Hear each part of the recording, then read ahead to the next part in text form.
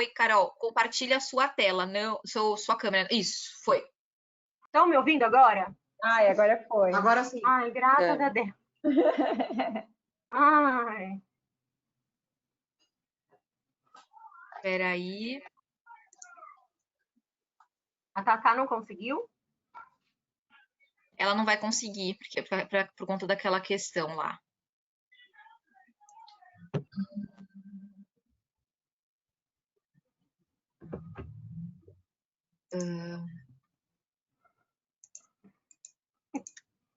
Espera aí, só meninas. Carol, por acaso você iniciou a transmissão por aí? Não sei, acho que não. Tá parecendo que ela tá sendo gravada já. Porque eu não consegui iniciar por aqui. Que aqui parece iniciar transmissão para mim. Participantes ainda em espera. Coloca iniciar transmissão. Tá.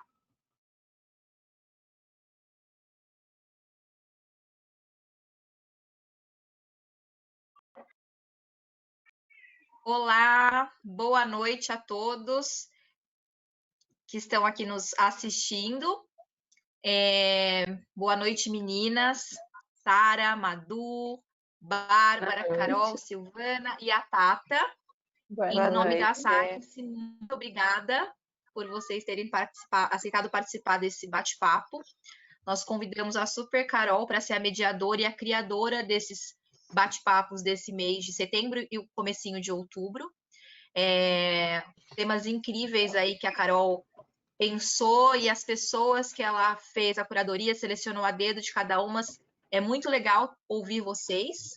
Então, em nome da Science, muito obrigada. Carol, obrigada pelo convite de ser nossa mediadora, aceitar esse desafio. E agora eu vou deixar com vocês, tá bom? Eu vou estar aqui o tempo todo, eu vou só desligar minha câmera, mas agora é com vocês. Obrigada, boa noite, bom bate-papo. Obrigada, Aline, boa noite. Boa noite. Boa noite, Aline. Gente, boa noite, então, a todos e a todas. Eu sou a Carol Queranda. Eu vou mediar, eu fui convidada pela Science a mediar uma série de 3 debates, cujo tema é Desconstruindo para Construir, a cerveja como ferramenta de reflexão. Hoje é o segundo deles e a gente vai falar sobre coletivos e confrarias, criando laços e promovendo acessibilidade à educação através de bebidas. Então, muito obrigada a essas mulheres maravilhosas, que eu amo muito, que toparam participar, estar aqui. Muito obrigada mesmo. Obrigada a quem está assistindo e obrigada à Science também pelo espaço. Então, vamos começar, finalmente. Eu sou sommelier de cervejas, então a cerveja, para mim, ela sempre foi sobre relações, sempre foi sobre afetos, sobre laços que a gente cria, e a partir daí você vai disseminando a cultura cervejeira, trazendo pessoas para dentro desse meio, né? Então, uma das coisas que me marcam muito são os coletivos e são as confrarias. Então, eu convidei mulheres da cerveja de lugares diferentes, uma maravilhosa do vinho, uma maravilhosa da coquetelaria, para a gente falar sobre isso.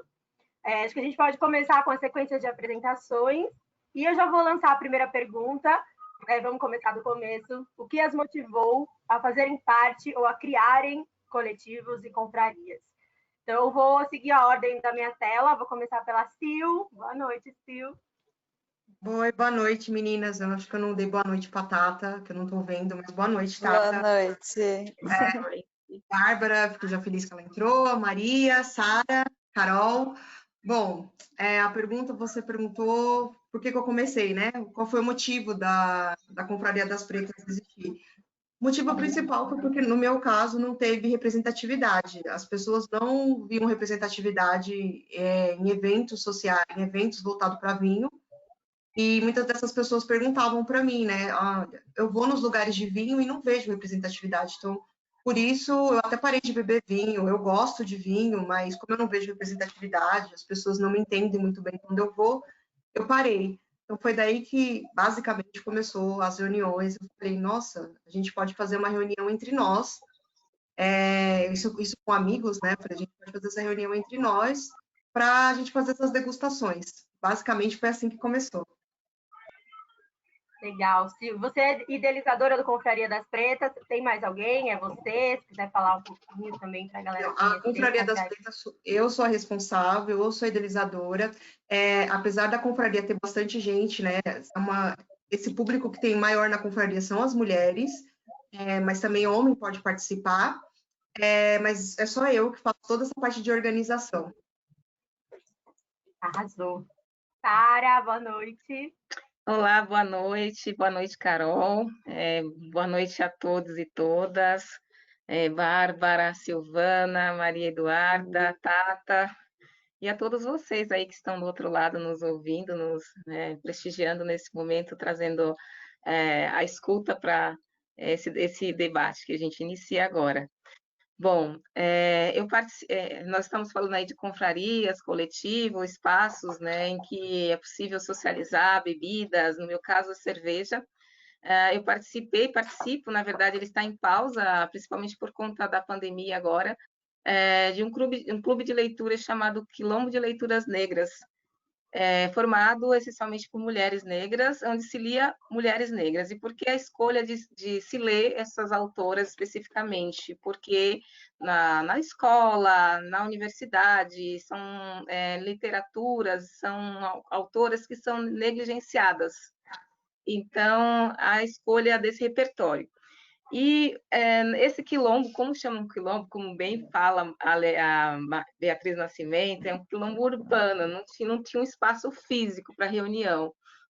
E são mulheres que gostam de beber, né, bebidas diversas, principalmente cerveja, e o nosso objetivo era ocupar os espaços, né? Eu, como uma militante da cerveja, apreciadora desse líquido sagrado, levava esse meu amor, essa vontade de espalhar a cerveja para o nosso grupo também.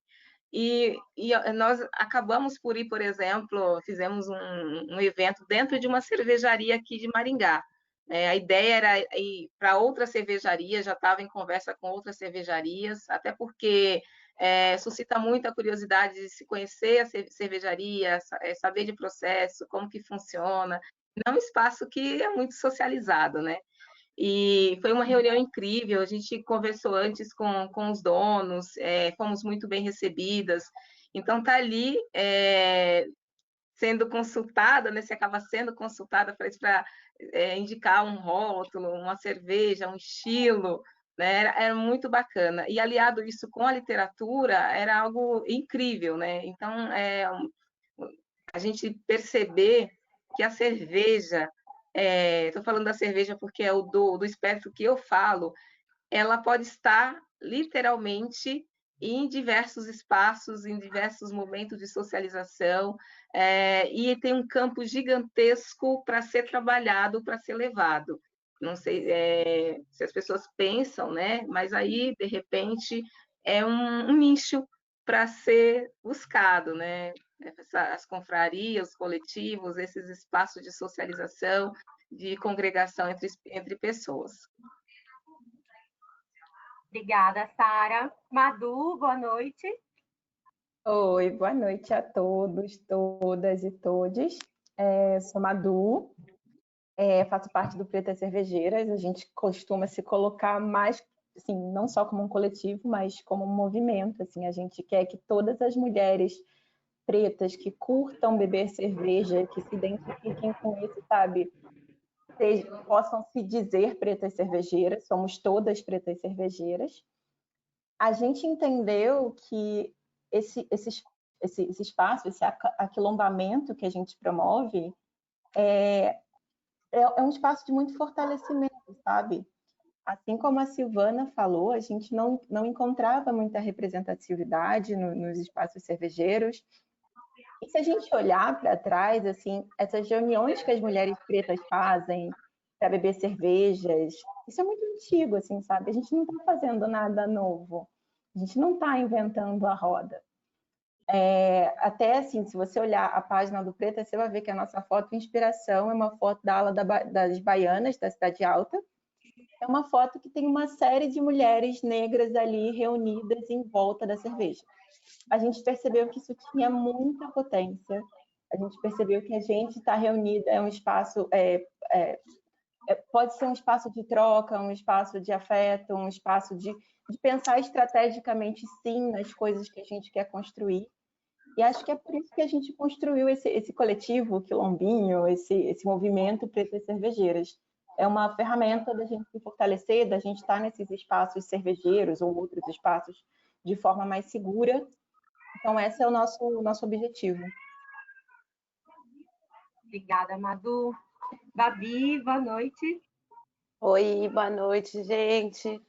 Obrigada pelo convite, que honra estar aqui do lado de vocês. Muito bom. Bom, eu acho que eu vim falar mais hoje pela Ceilorina, que a gente gosta de chamar de coletiva de mulheres cervejeiras. Eu comecei a fazer cerveja por causa delas, a gente se juntou a convite de uns amigos cervejeiros, que são a Vandereio. A minha cachorra está querendo participar, gente, desculpa. Ah, saudade. A Loquinha. Nos juntamos e começamos a fazer cerveja juntas. Então, a gente ainda nem bebia muita cerveja artesanal. Isso fazem 4, 5 anos. Ainda tinha muito pouca opção por aqui, mesmo com bastante coisa rolando em São Paulo, não era tão fácil e não tão acessível de encontrar. Isso também foi um dos motivos pelo qual a gente decidiu produzir, porque a gente gostava de beber e era super caro, e a gente não se sentia à vontade nos espaços onde existiam cerveja artesanal, porque são espaços até hoje super masculinizados. Então a gente nunca ficava à vontade nisso, a gente falou, porra, vamos se juntar e fazer a nossa cerveja, sabe? E a Ceilorina seguiu sendo uma coletiva de mulheres que fazem cerveja em casa. A gente promove alguns encontros pré-pandemia, né? Presenciais, e sempre tentando trazer outras mulheres para aprender a produzir e para falar sobre. Às vezes é só para sair para tomar uma cerveja e estar num lugar seguro, né? É muito impressionante para mim falar de um lugar seguro aqui sendo uma mulher branca. Então, é inimaginável o que é para você não ter representatividade, se para mim já era uma coisa super difícil de alcançar. Então, a gente está nesse lugar mais de produção e de produzir juntas, mas também como um lugar seguro para as mulheres poderem consumir sem ter que ficar se justificando ou se explicar. E acho que começou por aí. Obrigada, Babi. Tatá, boa noite. Boa noite, tudo bem? Eu quero agradecer, primeiro, a oportunidade de estar aqui falando com vocês. Para mim é bizarro, porque, né, muito peso dentro de uma tela só, mas, enfim, o coletivo ele surgiu de um pouco de todas as necessidades de vocês, só que no caso, o meu coletivo ele é mais voltado para bartender, né, para as pessoas que atendem. Então, eu e uma amiga minha, a gente sentiu essa necessidade. Ela fez uma campanha 2 anos atrás, num campeonato, e a campanha era voltada para mulheres beberem sozinha no bar, chamava Eu Bebo Sozinha.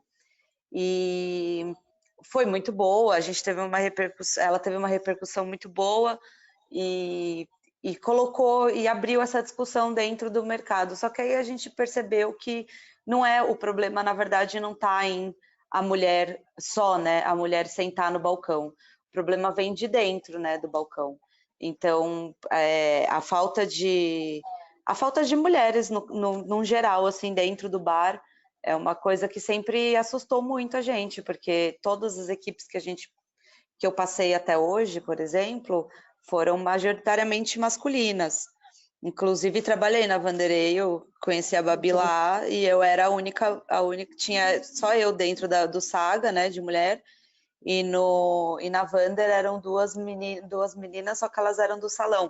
Então, assim, em todos os lugares que a gente passa, né, uma coisa muito construída já, não é nem culpa de X ou de Y pessoa. Mas essa necessidade meio que bateu, e chegou a pandemia, a gente eu tinha sido demitida, então eu meio que, entre aspas, estava num lugar um pouco confortável, porque eu tinha recebido rescisão, FGTS e tal, e a gente achou que a gente deveria começar o coletivo ao invés de partir desse princípio do vamos colocar mais mulher dentro do mercado, a gente resolveu fazer arrecadações de fundo para ajudar as meninas que tinham sido demitidas e tal. E aí a gente conseguiu arrecadar um salário mínimo para 22 mulheres, foram 2 campanhas, a gente teve bastante apoio de algumas marcas e tal, e agora a gente segue como, né, tá nesse período de abre, reabre, não abre, muitas pessoas já estão trabalhando, a gente está seguindo uma linha mais de workshop, bolsa de estudo, então a gente consegue algumas bolsas de cursos online, por exemplo, aí a gente repassa para mulheres do coletivo, então a gente está seguindo um pouco mais nessa linha agora. Obrigada, Tatá. A gente está falando aqui, então, de ocupar espaços de representatividade, de reunir pessoas. Por exemplo, a gente fala de cerveja, é um produto extremamente masculinizado. Ele não é um produto, do ponto de vista do marketing, criado para mulheres, né? Criado, que a gente sabe que começou por nós. E diante disso tudo, desses coletivos, tem coisas que as pessoas não sabem, né? Você fala que a cerveja surgiu pelas mulheres, todo mundo fica meio chocado, enfim. Sim. Mesma história de falar que cerveja é coisa de europeu, né? Então falta muito conhecimento aí. E para vocês, dentro das particularidades, a Sil no vinho, a Sara no quilombo de leituras, Madu com Pretas Cervejeiras, Babi na produção, Tatá na coquetelaria, para vocês, quais foram os obstáculos? Tanto para abrir, quanto para, por exemplo, difundir conhecimento, para unir essas pessoas. Sil? Bom, você fala qual foi o obstáculo maior para as pessoas participar? Do seu coletivo no geral, assim, da formação até a visibilidade, como você trabalha o conhecimento. No meu caso, ainda está sendo, viu? Eu falo que está tendo uma certa visibilidade, mas ainda está sendo, porque as pessoas, como é que eu posso dizer? Dentro do produto que eu trabalho, tem muitas pessoas dessa área que não vê ainda o público que eu tenho como um cliente potencial. Eu tenho muita dificuldade nisso. Isso está sendo aos poucos, esse crescimento, porque a gente sabe que existem muitas pessoas que gostam de vinho, né? Então, isso está crescendo aos poucos, assim. Então, essa dificuldade que eu vejo está sendo através das pessoas que me acompanham, né? Que conversam comigo, que tem me ajudado a crescer. Porque, como é que eu posso te dizer? Sabe aquele texto, matar um leão por dia? É bem isso, aquela frase? É bem isso mesmo, porque a quantidade de mensagens que eu recebo de pessoas que realmente não acreditam que a gente pode comprar esse tipo de produto é bastante, assim.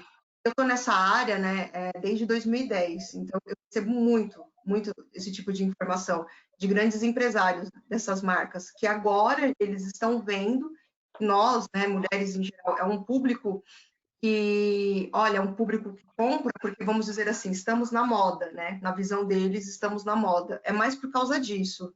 Então, essa é uma grande dificuldade que eu ando tendo. Não sei se respondeu sua pergunta, não sei se era bem referente a isso. Sim. Sara?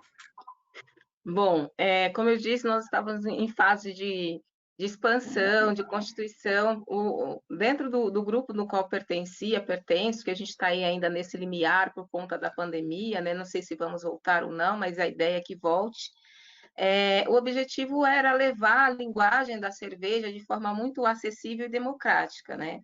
Era ofertar mesmo a cerveja, porque a maioria das pessoas com as quais eu me relacionava dentro daquele espaço não tinha uma relação com a cerveja como eu tenho, né? Consumiam as cervejas mainstream, né?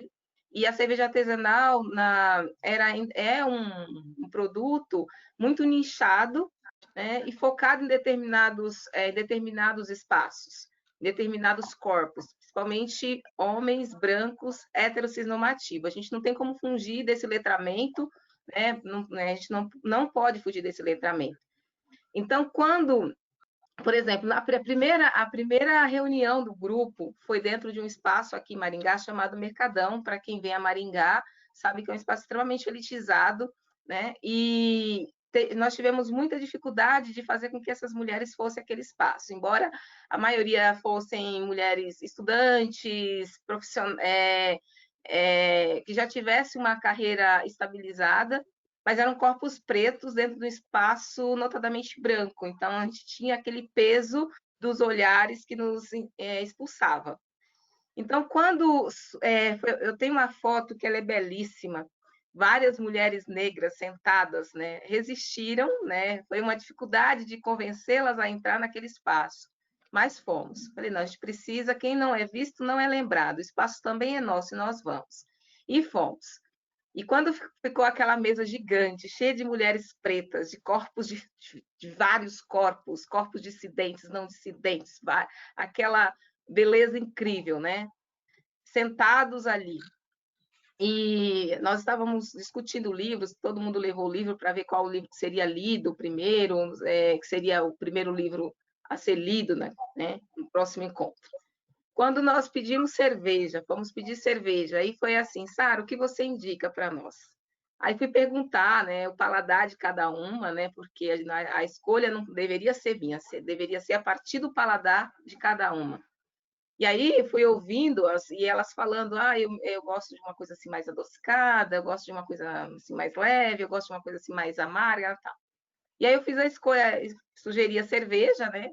Fiz sugestões, porque é isso que a gente tem que fazer, sugerir, não impor, né? E aí foi muito lindo, porque quando o rapaz veio servir, ele veio com copos comuns. E aí eu pedi taças, né? Falei, eu gostaria de que fosse servido em taças. Então, várias taças, porque parece pequeno, mas não é. Geralmente, essa questão da delicadeza, do cuidado, não é direcionada às mulheres pretas, né? Geralmente, você vê na mão, né, de outras pessoas que não mulheres pretas. E, assim, a escolher aquelas taças, colocar na mão daquelas mulheres pretas, foi algo muito significativo. E a hora que ela tomou aquela cerveja, elas tomaram a cerveja, foi lindo demais. Nós temos fotos, foi sensacional. E romper essa barreira, né? Primeiro é romper a barreira do espaço, que acho que é a maior dificuldade desse espaço que não nos acolhe. E aí depois você levar a bebida e tratar a bebida de uma forma elegante, sincera, né? Tratar com afeto. A Madu falou da questão da afetividade. Esse espaço também é um espaço da afetividade, né? De comunhão, de confraternização. É um lugar que a gente coloca as nossas dores na mesa, mas também coloca muito amor, né? Coloca muitas dúvidas, traz muitas questões. E a cerveja fazendo parte desse diálogo, né? Ela está ali transitando e nos unindo, e a gente celebrando e brindando, né? Levantar um brinde, né? É sensacional. Então, eu torço, né? Acho que todos aqui estamos na torcida para que esse caos que a gente está instalado nessa pandemia passe para retomar os trabalhos, porque é lindo, né?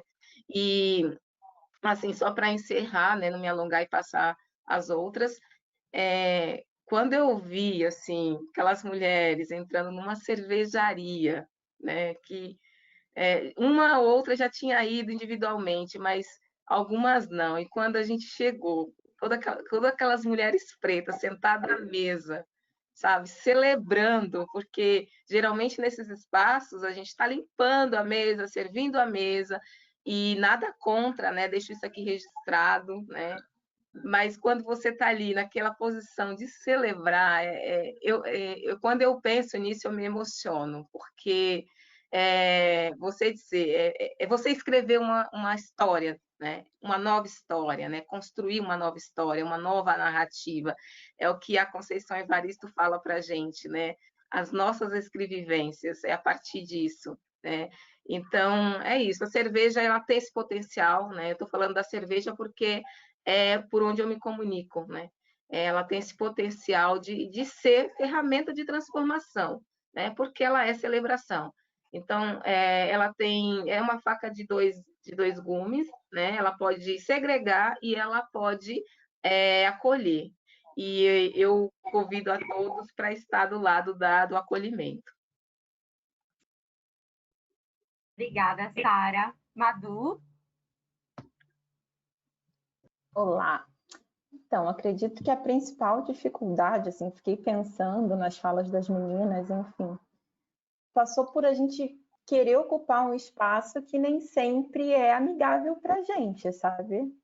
A gente recebeu convites que nem sempre essa coisa assim, a gente quer fazer algo com vocês, mas já chega com uma coisa pronta, assim, não chama a gente para co-construir os projetos, sabe? Às vezes é um projeto que está meio bagunçado, que vem de uma pessoa que não tem letramento racial algum, e aí mas eu quero fazer, até porque a gente está nesse momento de todo mundo já entendeu a importância da diversidade, da equidade, mas nem sempre sabe como fazê-lo. Então, passa muito por esse lugar da gente receber uns convites que, tipo, a pessoa não teve nenhum... Não parou, não fez um estudo, não pensou em como estruturar isso, sabe? E também muito pela essa questão do espaço, da gente ir a lugares e não ser bem recebida, não ter esse serviço, como a Sara falou, tão cuidadoso assim. Ou então a gente chegar num espaço e dar de cara com aquele rótulo que não rola, assim, sabe?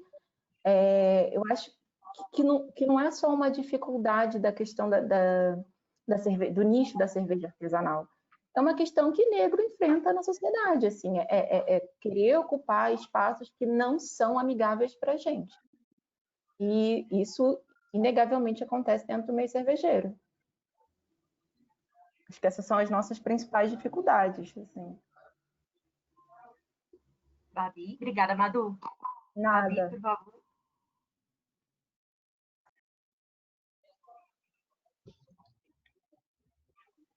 Tá sem som.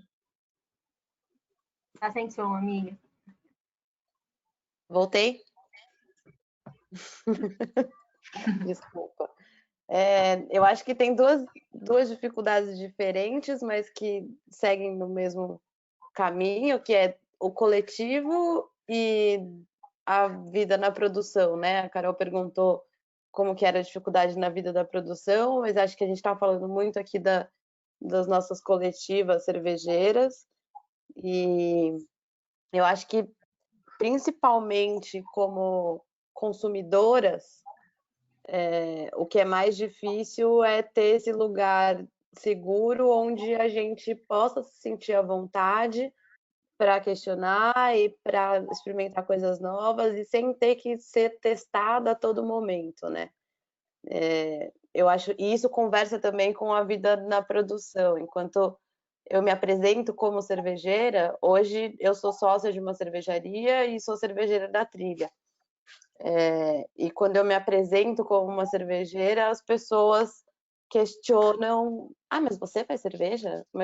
E fazem uma série de perguntas estúpidas que não fariam para nenhum homem e não fazem para nenhum dos homens que trabalham comigo, sabe? Dentro da Ceilorina, eu acho que o que mais me marcou, e foi uma dificuldade que acho que todas nós vimos, mas que trouxeram isso, foi num curso que a gente deu de cerveja caseira, só para mulheres, para outras mulheres aprenderem a fazer cerveja em casa. E a gente montou todo o curso de uma maneira super fácil, para todo mundo conseguir fazer sem ter que fazer um investimento inicial muito alto, ser uma coisa mais acessível. E todas as mulheres que estavam nesse curso já tinham feito outros cursos de produção de cerveja. Eu falei, gente, mas por que vocês vieram fazer esse curso da gente que não... Quem somos nós na fila do pão, sabe? Elas falaram, porque é um curso ministrado por mulheres e para mulheres. E todos os cursos que eu fiz, eu lembro que tinha uma mulher que ela tinha feito uns 4 cursos em institutos super reconhecidos e renomados. E ela falou, eu não me senti segura e nem à vontade para falar, para questionar, para tirar dúvidas em nenhum dos cursos que eu fiz. Porque eu era a única mulher da sala. Eu não tive professoras mulheres. Então eu não conseguia me colocar. Eu ficava sempre com medo de alguém questionar ou alguém zombar da minha dúvida. E eu falei, puta, eu também passo por isso. E aí a Lúcia, a Carol, a Maíra, a Aline, que são minhas companheiras aí na Ceilorina, falaram a mesma coisa. Tipo, a gente vai num bar e as pessoas já...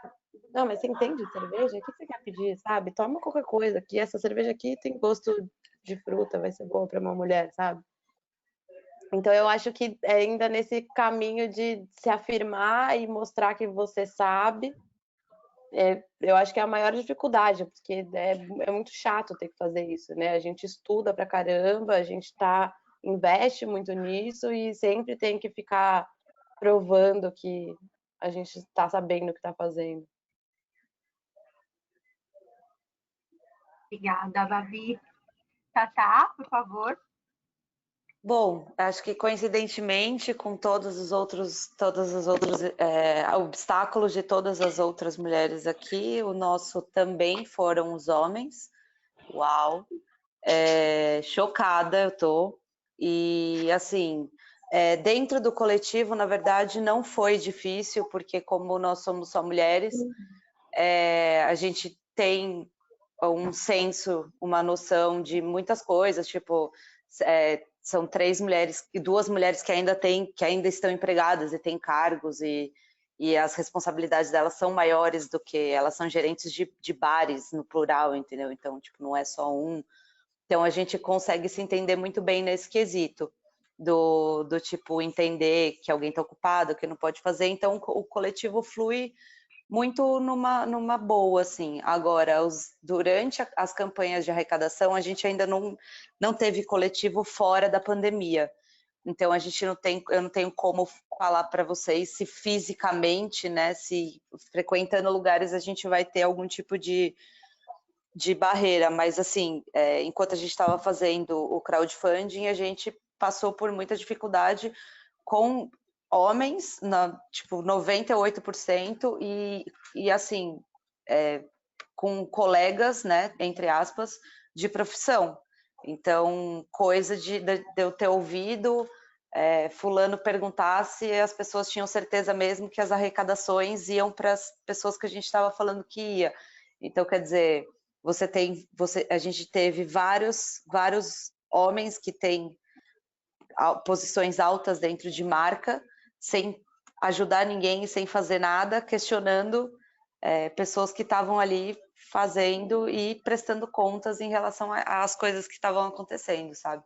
Então a gente sentiu uma barreira muito grande nesse sentido, o que foi muito decepcionante no fim das contas, porque quem precisa da marca a gente não precisa da marca, né? Eles que precisam da gente para ser vendido. Então, rolou bastante disso, da gente ter notado nítidas diferenças, assim. Até pouco tempo atrás aconteceu um episódio de um bartender homem tava pedindo dinheiro na rua, tinha perdido o emprego e tal, tava em situação de rua. E isso viralizou dentro de um grupo de bartender e o cara, em menos de 24 horas, foi ajudado por, tipo, muitas pessoas. Enquanto a gente estava fazendo um crowdfunding para ajudar um monte de mulher e todo tempo a gente estava sendo questionada do porquê, do aonde, do porquê que é só mulher, porque vocês estão segregando os homens, coisas desse tipo, sabe? É bem comum também na cerveja, né? A gente vê muito isso direto e reto.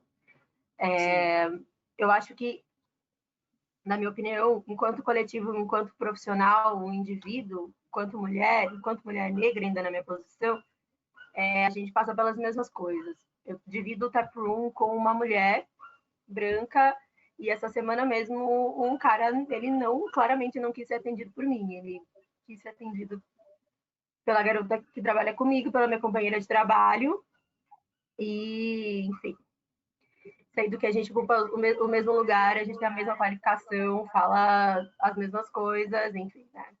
Mas é real, acho que enquanto coletivo, enquanto individual, pelo que eu estou percebendo, as dificuldades são as mesmas. O chão de fábrica, por exemplo, que é o caso da Babi, não é um lugar, nunca foi um lugar ocupado por mulheres, sempre foi extremamente masculinizado, não interessa em que segmento seja, a cerveja é só mais um reflexo. E é bem claro isso. Então, eu tive amigas já na produção que foram mega questionadas em entrevistas. Mas você vai dar conta? Ah, mas tem certeza que é isso que você Aguenta quer? uma saca de malte? É, exatamente. As coisas não fogem muito, né, do que a gente tá acostumado. Eu acho que a gente pega, inclusive, um nicho muito, falando da cerveja, um nicho muito elitizado. Para massa, a cerveja é um produto vendido num preço baixo, que não te entrega nada sensorialmente, para você consumir em volume. Quando a gente começa a falar de cerveja artesanal, a gente começa a prestar atenção, por exemplo, nos consumidores, as pessoas entendem o que estão bebendo, etc. Então, a elitização do produto também é essa inacessibilidade do conhecimento. Então, como é que vocês trabalham isso nos coletivos? Como é que a gente recebe, por exemplo, uma pessoa que não entende nada de cerveja, não entende nada de produção, não entende nada de vinhos, não entende nada da coquetelaria, acho que da Tatá ainda tem um viés um pouco diferente.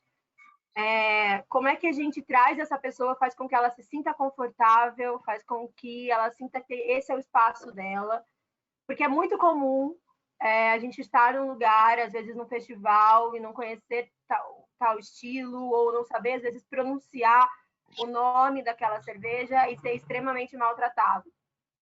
Como se tivesse bem claro que esse espaço não é para você. Como é que a gente traz essas pessoas e diz para elas que vinho é democrático, coquetel é democrático, cerveja é democrática, não interessa se ela quer consumir ou se ela quer produzir. Como é que é isso para vocês dentro dos coletivos? Sil, vou começar para você. Bom, isso no vinho tem bastante. Eu deixo isso bem claro para as pessoas que eu falo, você é brasileiro, então você não tem obrigação nenhuma de falar corretamente o nome da uva. Eu mesma conversei com... No vinho tem muito França, né, por causa das uvas. Então, eu mesma conversei com um professor de francês, ele falou assim, não está errado você falar do seu jeito, porque você é brasileira, então você tem as suas características, o seu sotaque, né? Então, eu deixo isso bem claro para as pessoas. Isso também foi um ponto crucial para eu montar a confraria, porque, como eu disse, eu estou desde 2010 nesse ramo, trabalhando com vendas de vinho. Primeiro que eu via muito em lugares que eu trabalhava, o próprio proprietário, depois que o cliente ia embora, claro, tirando sarro do jeito que o cliente estava falando sobre o nome de um vinho, enfim. O que eu deixo bem claro que na confraria, ela não é uma aulinha, eu não fico dando aula sobre vinho, não é nada disso, mas é óbvio que a pessoa entra lá sem saber nada sobre vinho e ela sai com um pequeno conhecimento. Desse conhecimento, se a pessoa quer ter mais informações, ela vai procurar uma escola, né, para ela se formar, vai fazer uma degustação mais técnica, que a ideia do que eu faço da minha confraria é fazer uma confraternização mesmo, é juntar uma galera que tem interesse em vinho, se conhecer e ficar bebendo, conversando, trocando uma ideia. É isso que acontece. Então, assim, eu aceito lá todos, assim, maior humildade. Tem gente que que entra em contato comigo falando assim, mas eu não entendo nada de vinho, mas eu gosto de vinho. Eu falei, bom, você gosta é o que importa e você vai ser bem-vinda aqui por causa disso, porque eu sei como é aí fora. Então, basicamente é isso, assim, a ideia é acolhimento mesmo, o próprio nome fala, né, o nome da minha empresa, confraternização. Então, é um acolhimento que as pessoas têm aqui. Obrigada, Sil.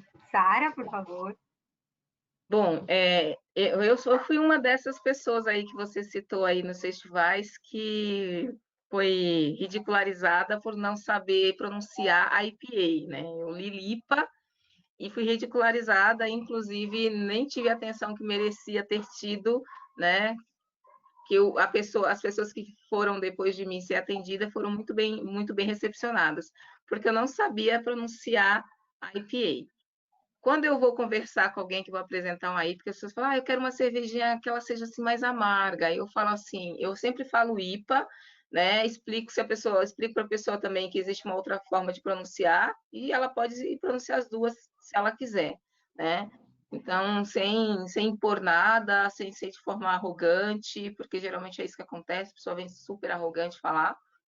Então, eu acho que não é essa a intenção. A gente quer que a cerveja ela seja democrática e não que ela espalhe pessoas, né? A pessoa não sabe pronunciar. Eu tenho um estilo de cerveja, por exemplo, belga, né? Que as pessoas gostam muito de falar e a gente erra a pronúncia, que é saison, não é assim que fala, é assim, é de outro jeito, você está falando errado. Mas quando eu coloco na minha taça, sinto os aromas, coloco na minha boca, eu estou ali querendo saber se é saison, sazon, se é sei lá o quê, né? Bom, se eu for para um concurso julgar uma cerveja, eu me preocupo em pronunciar corretamente, até porque, né, para seguir os regulamentos. Mas assim, entre amigos, não estou preocupada com isso. E eu tenho esse caráter de fazer com que a cerveja chegue às pessoas dessa forma, né? Nesse coletivo, por exemplo, eu tive a sorte da maioria ser amigos e amigas. Então, uma coisa que eu fazia muito aqui antes da pandemia, agora não mais, né? Eu promovia jantares aqui em casa, né? Cozinhava com o que eu tinha, às vezes eu queria fazer um cardápio mais elaborado, aí eu elaborava, às vezes era com o que eu tinha na geladeira ou na despensa, estava tudo certo. E aí sentava e conversava, porque as pessoas tinham curiosidade de tentar entender o estilo, de tentar entender a cerveja, de tentar entender o prato, e assim, com muita leveza, com muita tranquilidade, né? Sempre respondendo às curiosidades, sem impor nada, porque é isso, né? Porque a cerveja é um universo gigantesco, são muitas informações, a gente vai aprendendo todos os dias, né? É uma história sem fim, né? Eu falo que a cerveja, eu brinco que a cerveja é igual o Shrek, né? Vive num reino tão distante, porque é muita informação e a gente vai sempre aprendendo um pouquinho mais, a gente nunca sabe tudo, a gente vai aprendendo aos pouquinhos. Então, quando a pessoa tem curiosidade, eu explico, né, aquilo que eu sei, o que eu não sei, eu vou atrás, e faço isso, que a linguagem seja essa, né? Às vezes a gente fica um pouco mais rebuscado, né? Já aconteceu de eu não conseguir me comunicar também com as pessoas, né? Porque a gente vai elaborando muito vocabulário, esquece que a gente tem que ser um pouco mais acessível às pessoas, né? Eu tive essa experiência mês passado, inclusive, mas aí consegui perceber que a gente vai no automático, né? E a gente tem que dar aquele tempo. Então, é assim, sentir o ambiente, sentir as pessoas, saber escutar, né? Acho que a gente gosta muito de falar, mas não exerce a escuta. É ouvir o que aquela pessoa tem a dizer, ela te traz muita informação. Né? A partir do que ela te traz, você leva as respostas, leva a informação. Do contrário, o que vai acontecer? Você vai lá com aquele seu vocabulário extremamente rebuscado, né? Cheio de referências, e aí a pessoa pega a cerveja e ela não vai lembrar depois e fala assim, ai, que chato, nossa, eu só queria tomar o que você falou mesmo? É uma IPA? Ah, é isso aí, só queria tomar isso. Então, ter esse cuidado, né? De ser acessível, de ser elegante, de ser sincero, acho que é isso. E era uma das coisas que a gente fazia, até porque a gente parte de lugares diferentes, né? De vivências diferentes, a gente tem que ter isso em mente. E se a gente quer fazer com que a cerveja artesanal, que se eu não me engano é 2 ponto alguma coisa por cento, se amplie, que acho que é a intenção, né? A gente vive numa sociedade capitalista e quer, as pessoas não fazem cerveja para sair dando de presente, não é brinde, né? Não é brinde de vó, né? Que faz, eu vou fazer aquele artesanato para dar de presente no final de ano para as minhas netinhas. Não é assim. A gente faz, as pessoas fazem cerveja para vender, para ganhar dinheiro, né? E a gente quer que chegue na mesa de todo mundo, que seja realmente democrática.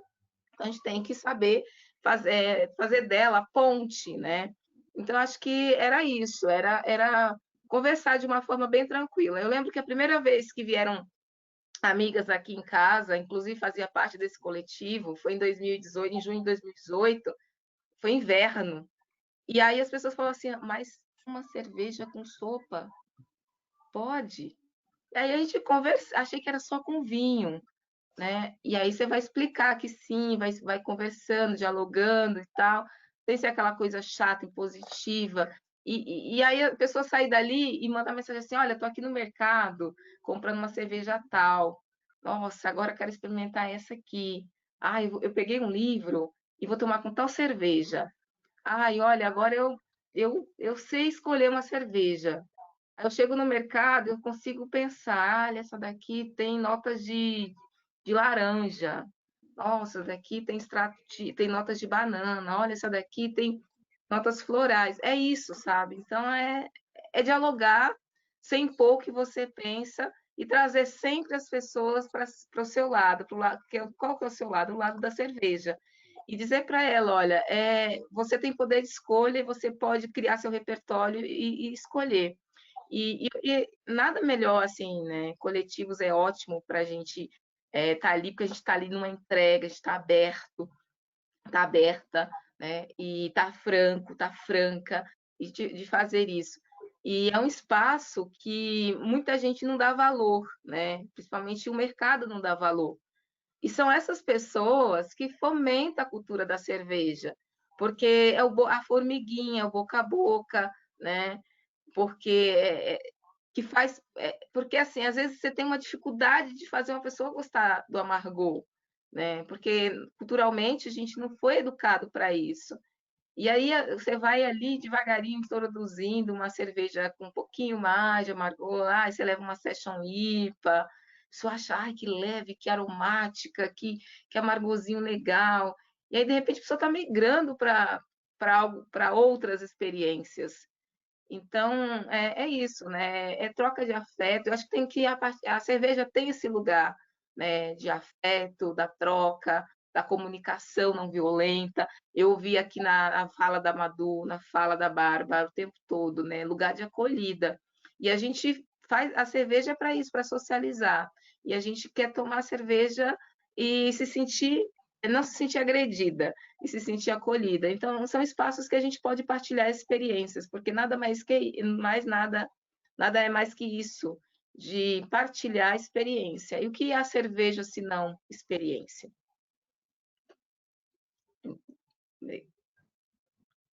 Saúde.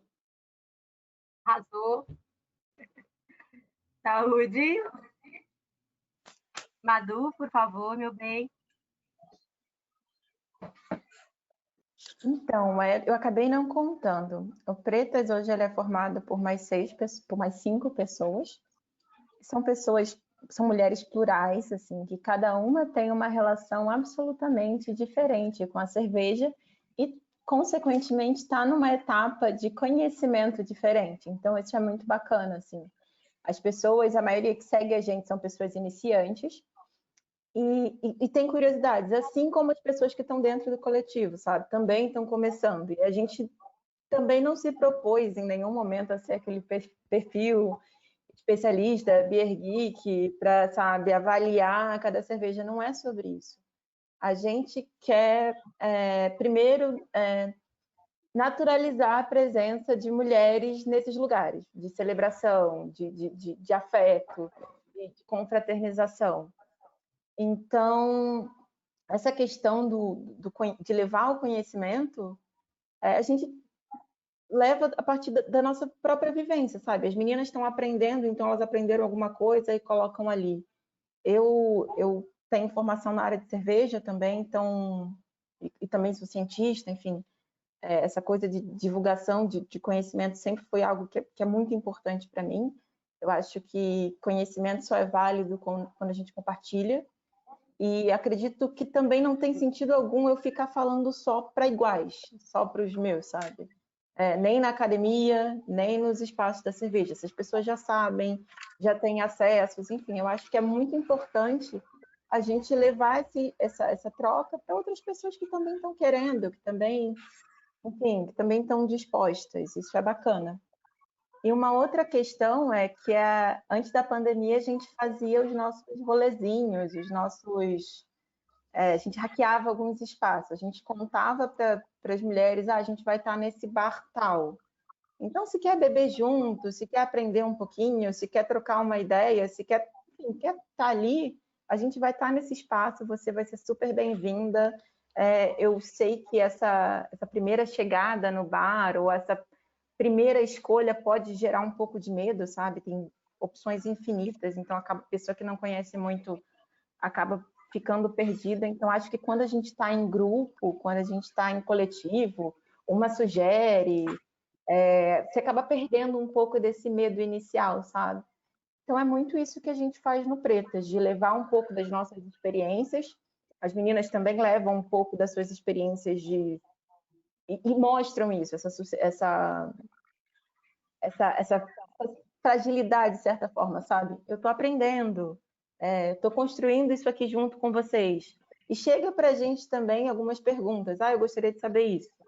E a gente faz os vídeos respondendo essas perguntas. A gente pesquisa, a gente estuda, vai lá e monta os vídeos com base nessas dúvidas que as pessoas trazem para a gente, sabe? Eu acho que é um espaço mesmo de troca, de compartilhamento do que a gente vai aprendendo.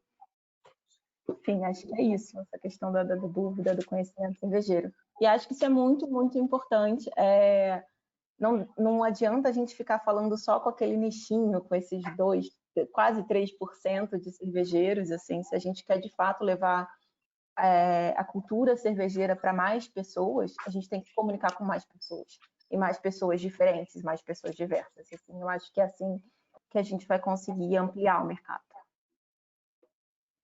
Concordo super. Desculpa, a minha internet travou e aí apareceu para mim que você tinha parado de falar. Por isso que eu falei. Não tem problema, não tem problema. Ela tá oscilando um pouquinho. Antes de chamar a Babi, gente, fiquem à vontade para fazerem perguntas, tá? A gente vai ter uns minutinhos finais para respondê-las, então fiquem à vontade. Obrigada, Madu. Babi, por favor.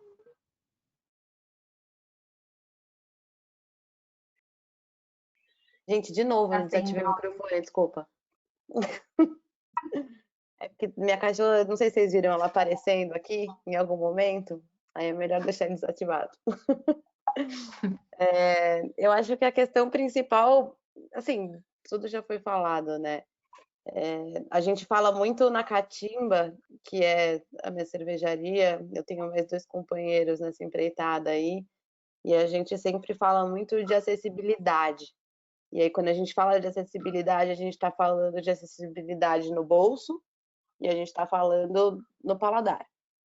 É muito difícil você conseguir convencer alguém de que uma garrafa de cerveja de 500 ml custa R$25 e que tá tudo bem ela custar R$25.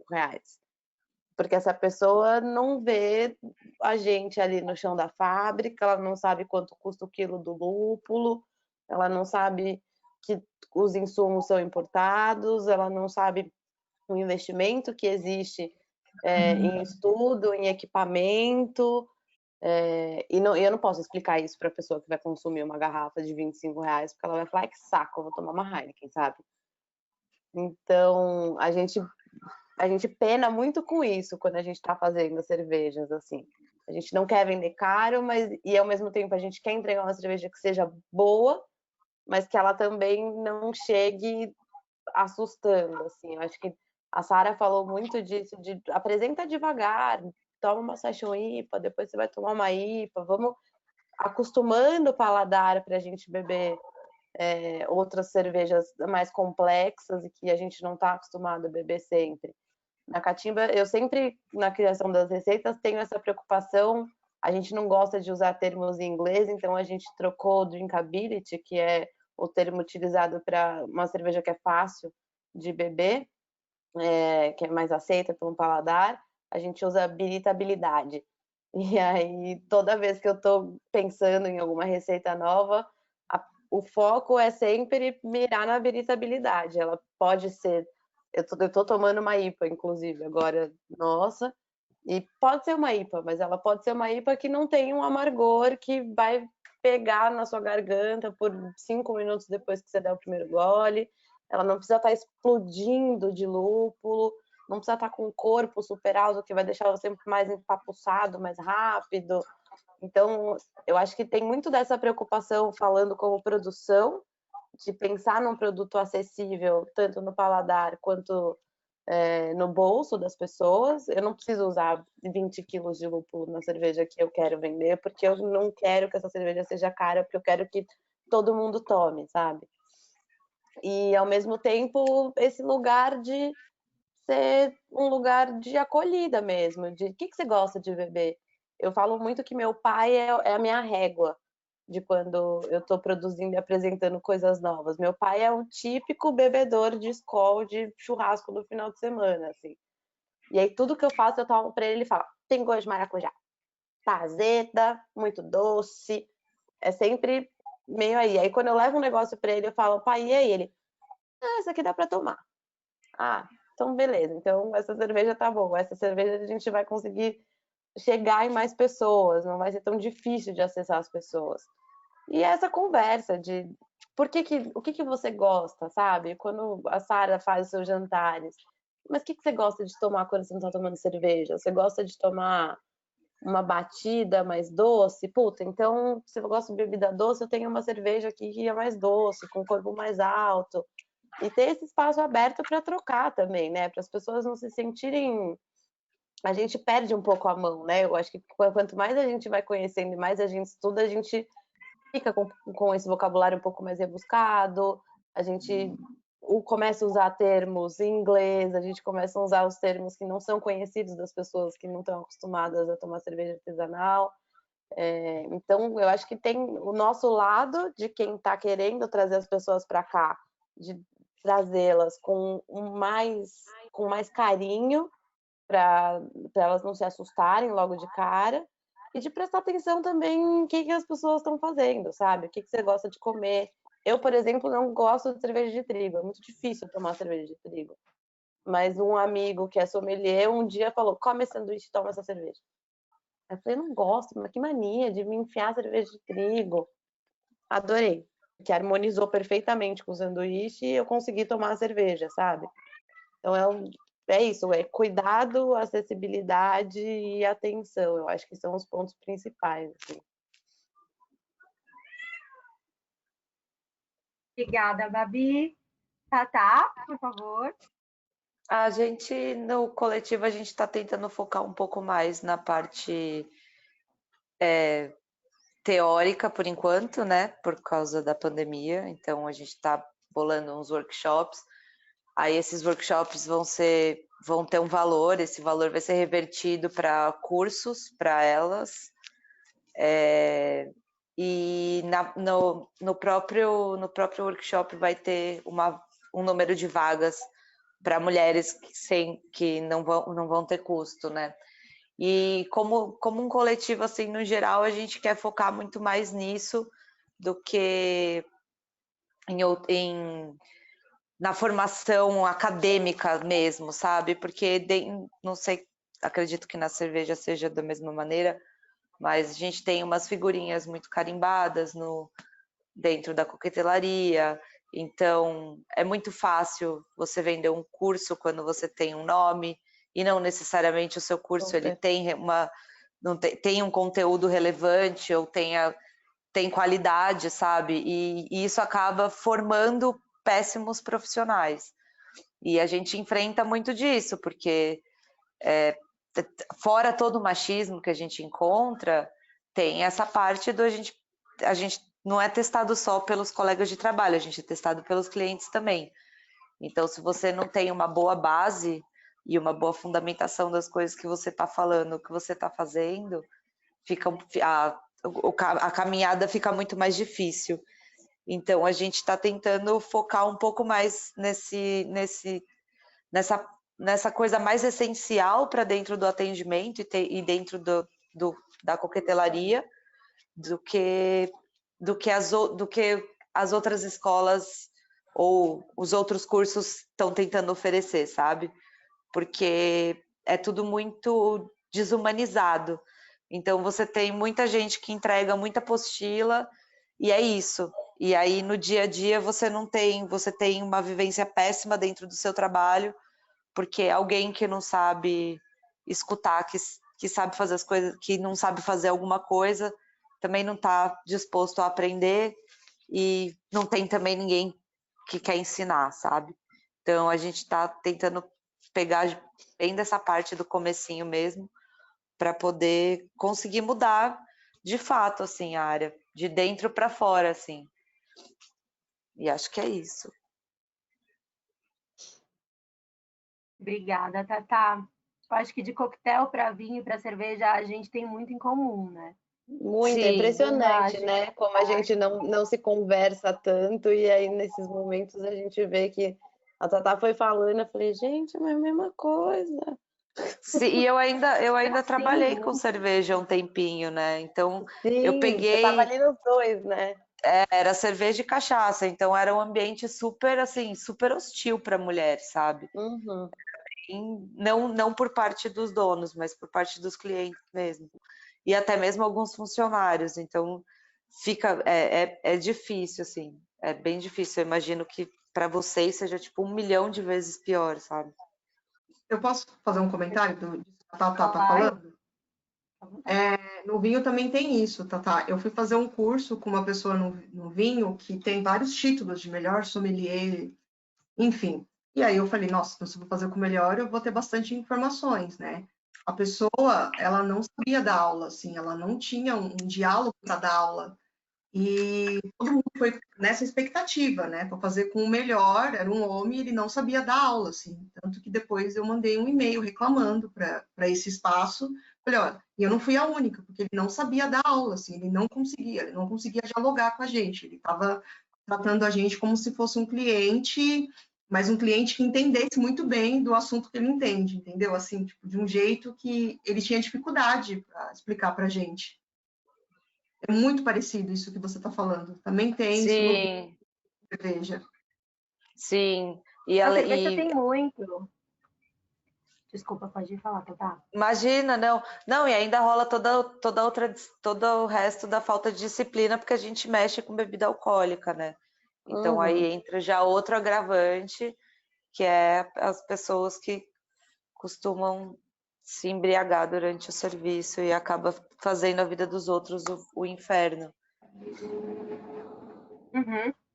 É verdade. Na cerveja tem muito disso, dessa questão dos nomes. Um bom profissional não significa que em sala de aula ele vai ser um bom professor. Então, ele executando o trabalho dele, acontece de uma forma. Você ter uma didática, uma habilidade de transmitir o conhecimento é outra questão. Porque ali na sala de aula não tem como você fazer uma triagem, você não seleciona, um curso qualquer pessoa pode comprar. Então, eu vejo pelo sommelier, assim, os cursos de sommelier, chegam pessoas que nunca tiveram contato com nenhum estilo de cerveja na vida, até quem já entende muito. Como é que você vai trabalhar de forma que aquelas duas pessoas saiam com o mesmo conhecimento? Vai dar a mesma aula para as duas pessoas, né? Pessoas assim que estão em 2 pontos muitíssimo diferentes. Eu demorei 5 anos para fazer o sommelier, então eu já fui lá com uma certa bagagem, porque eu vendia a cerveja. Além de provar, eu vendia. E quando você começa a vender e transmitir o conhecimento, e você pega todos os tipos de clientes possíveis, você você tem que aprender na marra. E aí chega alguém que, tipo, não sabe de nada, eu acho que é dever da escola e dever daquele profissional olhar para aquilo e rever os seus conhecimentos e a forma como vai transmiti-los, né? Didática. Você não pode olhar para aquelas pessoas que estão sentadas e achar que elas têm o mesmo conhecimento que você. Isso é uma das coisas que a cerveja também faz, que é você, a partir do momento que você começa, a maioria das pessoas, né, a conhecer minimamente sobre cerveja, você mede o conhecimento dos outros a partir do que você sabe. E aí você vai deixando aquela pessoa ainda mais distante do produto. Então, é ela chegar num stand, ela olhar aquilo, sei lá, um stand de uma cervejaria hype, e ver tudo em inglês, e ela se embananar, ela não entender nada. Nem do que está sendo oferecido, nem do nome, nada. O rótulo já não comunica muita coisa.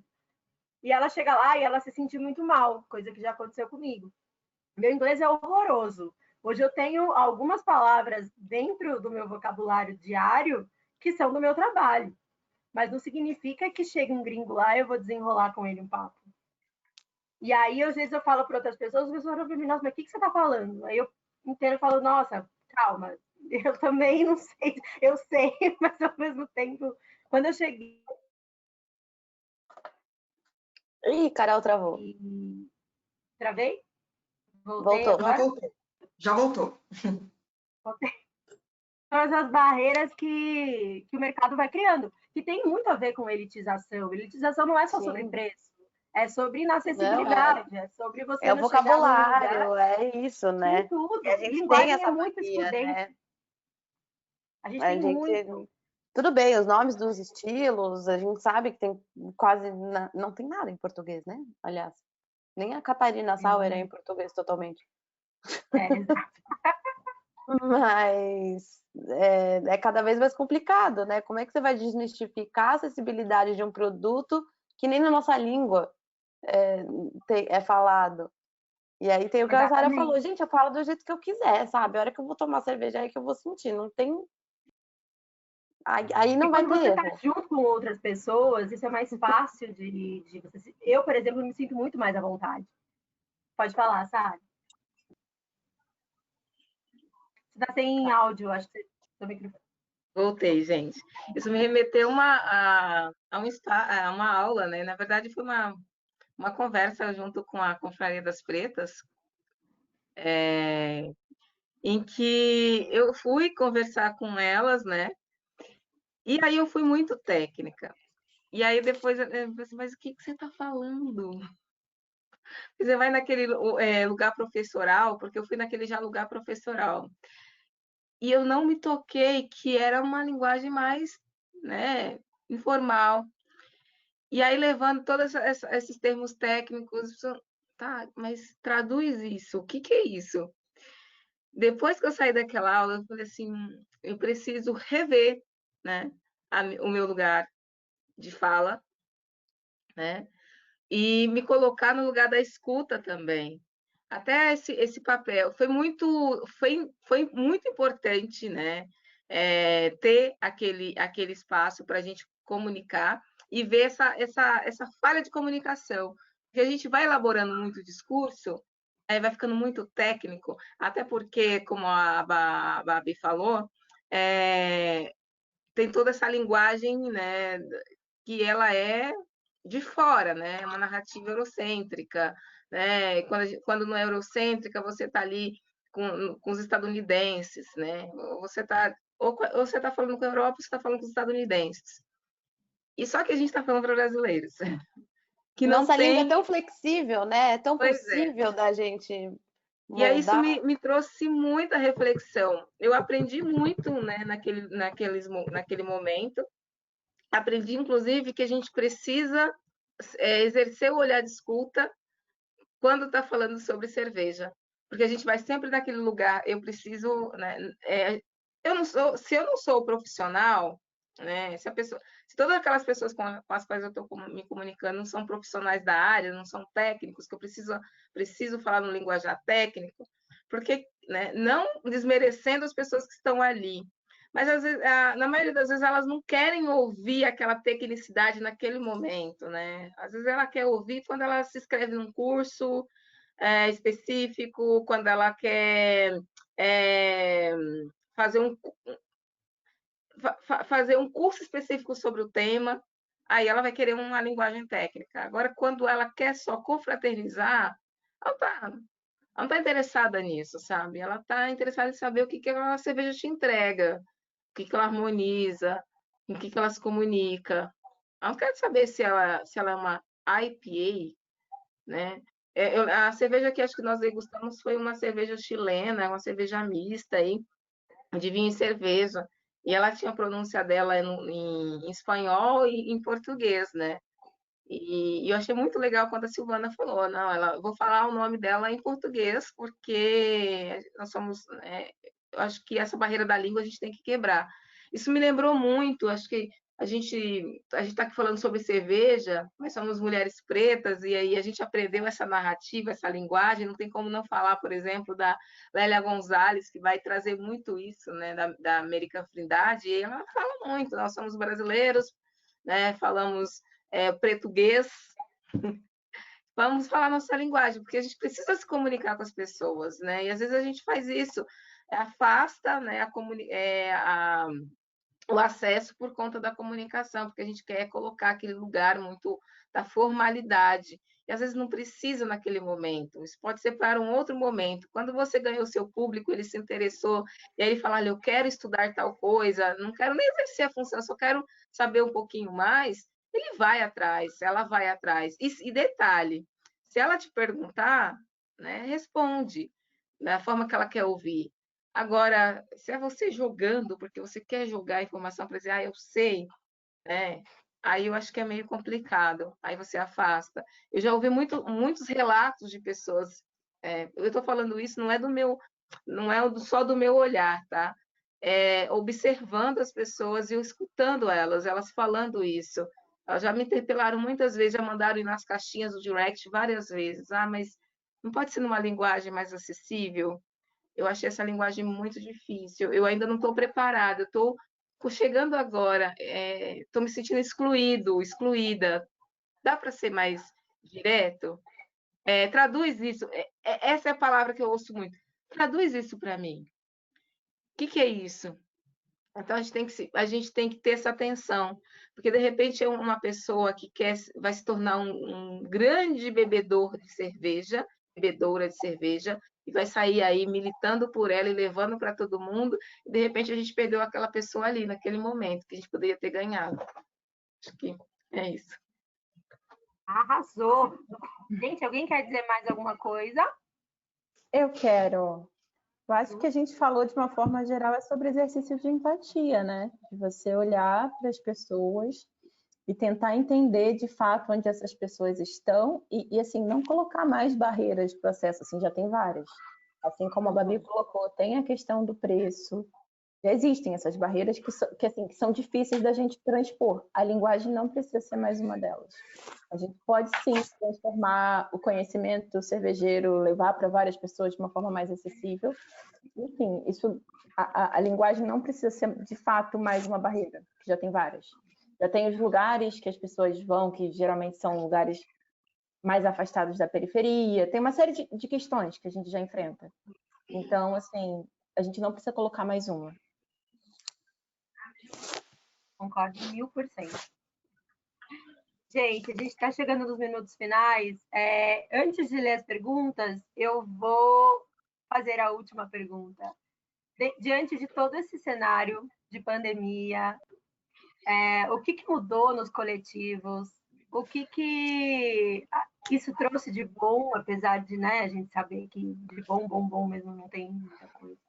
Mas para uma confraria em si, vocês acham que isso aproximou, os aproximou de outros públicos, trouxeram pessoas diferentes para dentro?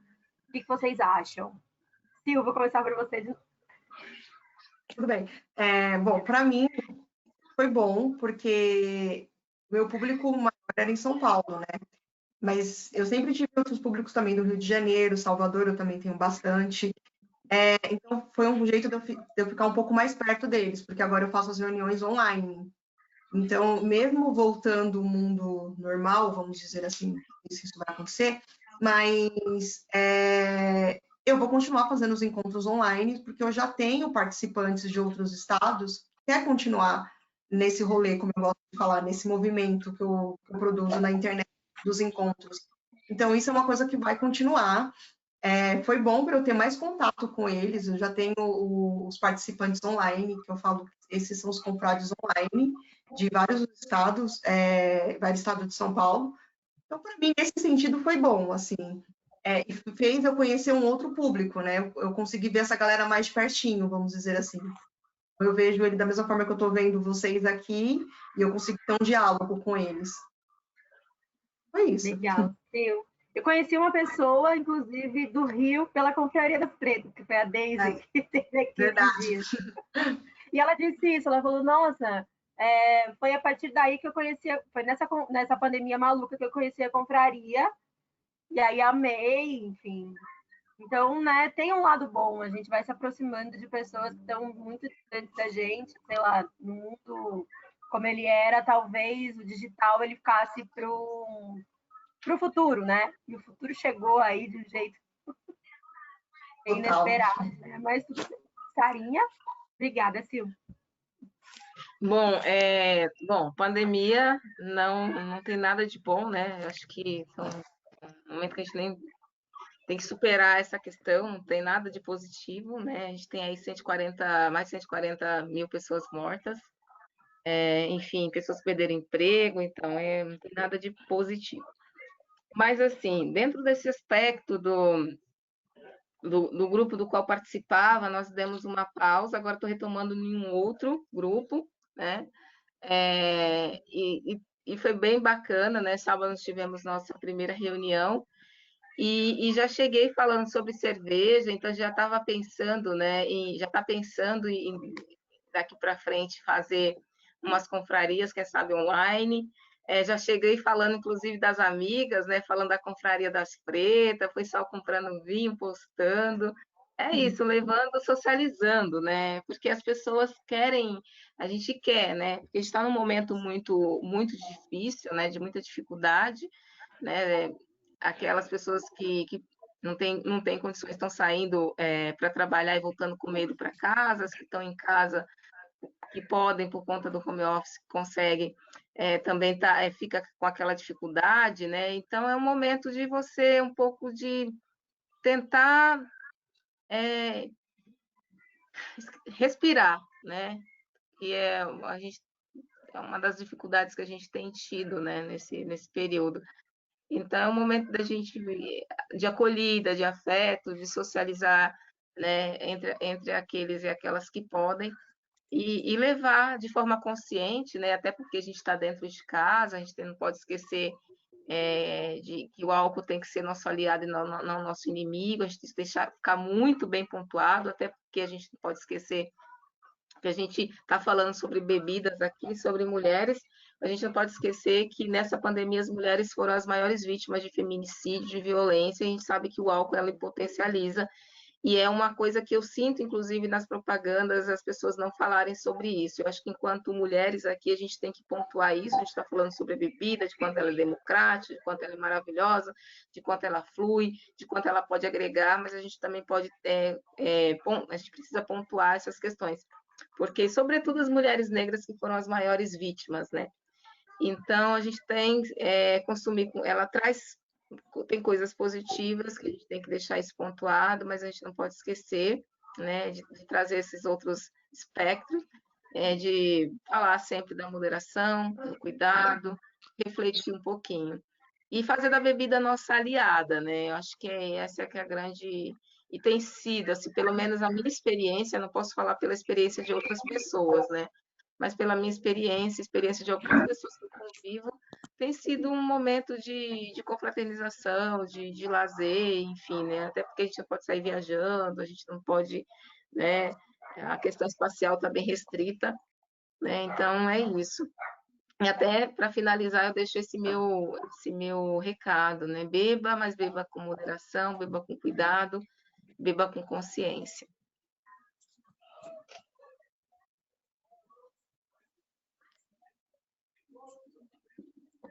Obrigada, Sara. Minha internet travou aqui, eu acho que agora voltou. Obrigada, Sara. Madu, por favor. Então, os nossos principais encontros eram presenciais, né? A gente fazia o que a gente chama de rolezinho, que era estar em alguns espaços de cerveja artesanal, enfim, e a bares que a gente considerava seguro, porque isso é uma característica muito importante para a gente. A gente olhava antes se esses bares tinham algum histórico de agressão à mulher, e preferencialmente eram bares gerenciados por mulheres e pessoas pretas. E a pandemia nos impossibilitou de fazer esses encontros. E, da mesma forma, nos obrigou a olhar para dentro, assim, ver como que a gente conseguiria, dentro desse momento que estava todo mundo, assim, pilhado, com medo, ansioso, como a gente conseguiria utilizar o nosso espaço para, assim, coletivamente desopilar um pouco todo mundo. E aí a gente está criando, assim, alguns encontros virtuais para dar continuidade à nossa mesa de bar. A gente também criou os vídeos, que era um projeto antigo, a gente agora conseguiu ter energia, ter braço para colocar para frente, então tem vídeo no canal sobre sobre temas que a gente queria já trazer há muito tempo. Mas, no geral, é isso, né? Não tem nada de positivo. Sara falou que 140 mil pessoas, chegamos a 1 milhão de pessoas no mundo. E a gente está num momento muito complicado. E também aproveitar para as pessoas que puderem, fiquem em casa, continuem... quem puder, fique na segurança dos seus lares. Assim, é um momento muito difícil. Eu sei que está todo mundo de saco cheio de ficar em casa, mas só porque a gente está de saco cheio não significa que a pandemia acabou. É isso, a pandemia obrigou a gente a olhar para dentro e ver como que a gente conseguiria contribuir para a gente mesmo, assim, para o nosso coletivo, para o nosso grupinho de 6 mulheres e para as outras pessoas que estavam todas muito ansiosas, muito preocupadas com essa situação e como a gente conseguiria levar um pouco de leveza para essas pessoas, enfim. E para isso a gente produziu conteúdos online, para tentar transformar esse momento em algo menos doloroso, em algo mais leve. Obrigada, Madu. Nada. Você, Lorina, como nossos principais encontros, para além da amizade e do debate feminista que sempre acontece, são para produzir cerveja, nós não nos vemos há 6 meses. A gente fez até algumas semanas atrás um encontro online para contar como estava e para dividir o que a gente pode fazer quando as coisas melhorarem um pouco, né? Que eu acho que voltar ao normal nem sei se é mais uma possibilidade. Mas é muito difícil falar de produção coletiva no momento onde coletivo só existe online, né? E ainda mais num produto que não dá para produzir coletivamente separados, assim.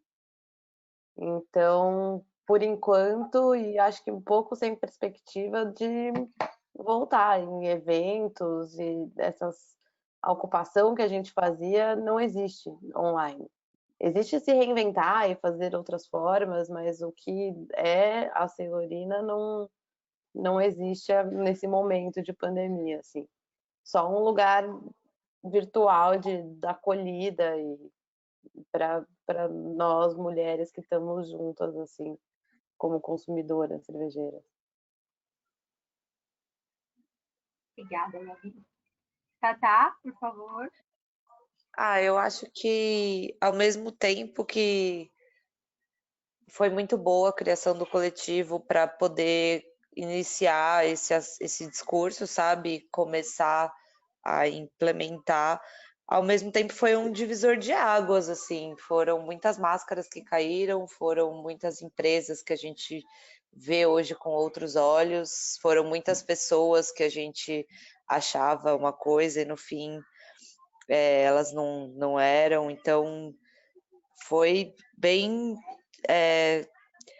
não diria, talvez chocante, assim, né, por conta da decepção, mas ao mesmo tempo foi bem gratificante, porque mesmo com todos os obstáculos, a gente conseguiu ajudar bastante gente, ainda está conseguindo ajudar bastante gente, sabe? A gente está conseguindo seguir com o projeto, independente de ter crowdfunding ou não. E eu acho que foi isso, assim. A pandemia só veio, tipo, só teve esse lado bom porque realmente eu consegui tirar o coletivo do papel, entendeu? A gente conseguiu pegar e sentar e falar, não, a gente vai fazer acontecer agora, porque agora a gente tem tempo para conseguir pensar e fazer as coisas, porque se fosse em tempos normais, assim, eu não sei se a gente conseguiria ter tido tempo para estruturar um coletivo, assim, da maneira como aconteceu. Obrigada, Tatá. Eu acho que diante disso tudo, desse cenário horrível que a gente está vivendo, que realmente não tem nada de bom, a gente começa a usar muito mais o digital para se aproximar das pessoas. Então, na minha experiência pessoal, por exemplo, eu me aproximei muito mais de vocês. Aí da Babi, que trabalhando com ela, a gente se vê muito mais agora do que se via há um tempo atrás. Então, eu estreitei muito mais os laços nesse período do que eu teria estreitado se fosse um tempo atrás, assim, com a vida como ela era. Eu acho que é uma das coisas que a gente pode olhar de uma forma boa. Tipo, nossa, as confrarias online, elas viram um escape.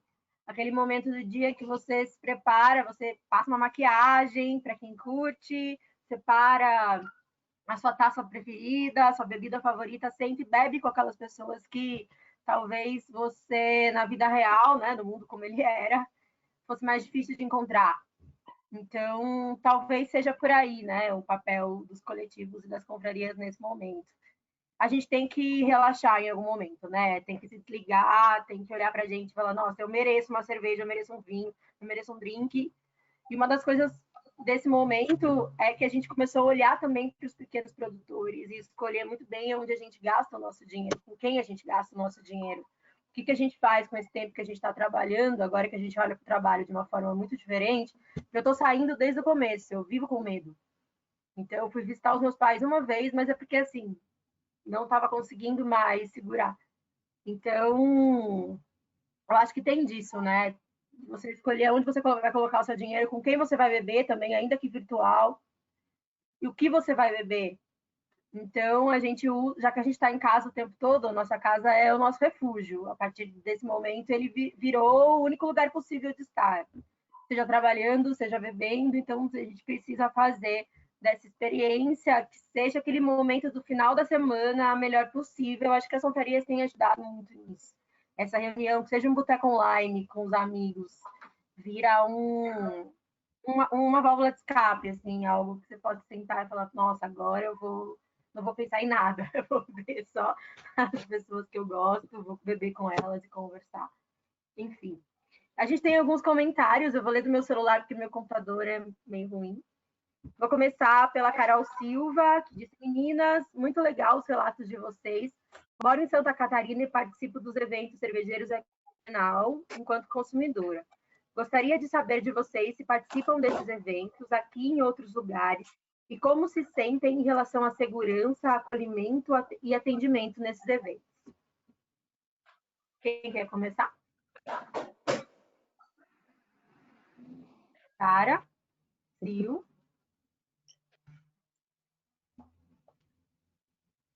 Vocês querem dizer alguma coisa? Eu acho que minhas experiências todas, na maioria dos festivais que eu frequentei, a maioria delas não fui como consumidora e sim trabalhando, né? Então, os eventos grandes de cerveja, eu estava sempre atrás do balcão. As poucas vezes que eu estive do lado de fora, é tudo isso que a gente falou mais cedo, sabe? É um lugar onde você vai perguntar e você vai ser testada e vão questionar, mas tem certeza que você é essa, você quer essa é forte, essa é muito alcoólica, essa é muito amarga, essa você não vai gostar. É exatamente tudo que a gente falou das dificuldades ali no começo, como consumidor, eu acho que é isso que eu, como mulher branca, frequentando esses lugares, é machismo. É só isso que eu enfrentei, assim. Bom, acho que só eu para ainda... contextualizar, desculpa, Sara, só para contextualizar a Silvia e a Tatá, que são de outros setores, em Blumenau que acontece um dos maiores festivais de cerveja do país, que é o Festival Brasileiro da Cerveja. Então tem julgamento, é um evento cervejeiro do ano, né? Acho que compete só com o que acontece aqui em São Paulo. Cervejeiro, né? Eu já ouvi então, falar. Por isso.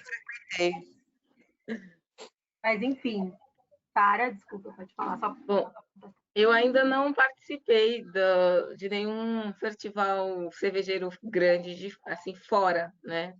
Daqui da bolha de Maringá. Né? O que eu ia participar era Slow Brew, mas acabou que não deu certo. Para Blumenau, eu não fui ainda, mas eu até ia. Mas quando eu me coloquei para ir, seria para trabalhar, só que aí meio que eu fui barrada, não vou falar o nome da empresa, né? E eu pessoalmente talvez entenda a razão, né? Porque a gente sempre assim, pode talvez tenha sido porque eu sou mulher preta, né? É isso aí que ficou na minha cabeça. Porque tinha vaga, né? Eu recebi me mandaram, falaram, olha, tem vaga para trabalhar em tal empresa lá no festival. E aí eu mandei minhas informações e tal. E aí falaram que a vaga tinha sido preenchida, só que depois eu fiquei sabendo que não tinha sido preenchida. Então, assim, fora não tive grandes experiências e aqui dentro não fui muito bem recebida nos espaços que eu fui. Não tenho boas experiências desses festivais cervejeiros que eu participei aqui na cidade. E nas cervejarias, os espaços que eu sempre vou acompanhada de pessoas pretas. Eu faço essa estratégia, eu sempre convido amigos pretos, amigas pretas para ir junto comigo, para não ser só um corpo preto no lugar, porque às vezes que eu fui sozinha foram experiências muito traumáticas. Então, quando eu quero sair de casa, gastar meu rico dinheirinho, meu dinheiro suado, escolher um lugar para ir, eu não quero voltar para chorar na minha cama, né? Porque eu fui maltratada. Então, geralmente eu vou, porque em bando, né, a gente está mais protegido, né? A gente se sente mais acolhido e acolhida. E se sente até mais motivado para dar as respostas necessárias, porque às vezes quando a gente é agredido ou agredida, está só, primeiro a gente fica com medo, né? Porque os agressores são muitos, e então a gente, para preservar, primeiro a gente pensa em preservar a vida, a gente se cala. Mas quando a gente está em bando, né, a gente se sente mais seguro e mais segura para poder revidar. Então, quando eu vou, eu sempre chamo, tem meu amigo Bruno Barras, chamo meu filho Luiz Felipe, chamo outros amigos e amigas e falo, olha, quero ir hoje em tal lugar, vamos. Quero hoje beber em tal lugar, vamos comigo? E é assim que a gente faz, porque é uma estratégia que a gente acaba fazendo para sobreviver nesses espaços. Obrigada, Sara. Madu, você quer dizer alguma coisa? Então, eu já estive tanto trabalhando nesses eventos aqui no Rio, quanto indo só para consumir. As experiências, assim, foram as mais diversas possíveis. Trabalhando, eu já ouvi que eu trabalho muito bem para uma mulher. Como consumidora, eu já dei de cara com um stand que ridicularizava a religião de matriz africana. Enfim, assim, tudo já aconteceu, assim, de possibilidades ali nos eventos. É isso. Gil, você quer dizer alguma coisa quanto aos eventos de vinho? Não, claro. Eu não disse antes que eu falei, gente, eu não conheço esse evento da pergunta, por isso que eu fiquei sem saber o que falar. Mas eu acho que complementa também o que a Bárbara falou, e isso acontece porque eu também já trabalhei e também já fui visitar, e complemento o que a Gadu falou, que a Maria falou, inclusive, eu já trabalhei em lugares que eu via muito preconceitos, né, relacionados à religião de matriz africana, muitos comentários também com mulheres, né, eu vi uma mulher que para os homens, vamos dizer assim, tá chamativa, e eles comentaram, mesmo eu também, eles comentaram mesmo eu estando ali do lado, então, e complementa também o que a Sara falou, então, hoje eu montei a confraria por causa disso, hoje quando eu vou nos lugares, eu vou acompanhada, se eu não estou trabalhando, eu vou acompanhada da minha turma da confraria mesmo, eu combino com eles e vou, porque eu não aguento mais, também só eu sozinhas nesse rolê, aqui em São Paulo tá aumentando, né, mas a grande maioria ainda é eu sozinha nesse rolê, assim. Obrigada, Sil. Tatá, você quer dizer alguma coisa da coquetelaria? Eu nunca fui num evento desses eventos grandes de cerveja. Na coquetelaria tem bastante campeonato, algumas festas de apresentação de marca, mas é tudo muito para um público muito selecionado de uma lista deles. Então é difícil ocupar esses espaços. Eles já naturalmente não tem mulher lá no meio. E aí quando ou as mulheres que vão têm que se comportar igual os homens que estão lá. Então, quando eu quero frequentar esses lugares, eu sempre vou acompanhado de algum amigo homem meu, porque apesar de ser triste, as pessoas respeitam mais quando você está com um homem do lado. Então, quando eu quero frequentar algum desses espaços e eu sinto que vai ser um desses muitos espaços que é hostil, eu prefiro ir com amigos meus, homens. Tem hora que dá preguiça, né, gente? É uma merda fazer isso, mas tem hora que é muito mais fácil você fazer isso do que... evitar a fadiga. Uhum. Bom, vamos lá, gente. Agora tem mais uma pergunta. Da Tamis, tentei participar de confrarias femininas por algumas vezes e por não ter muita experiência em cervejas na época, fui ignorada. O que vocês acham sobre confrarias que não têm abertura para pessoas ainda inexperientes?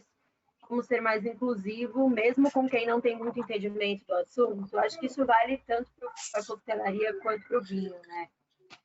Sil, você quer começar? Seguir a ordem da pessoa. Olha, eu vou falar dentro do meu rolê, que é o vinho, eu percebo assim, existe muito isso, não?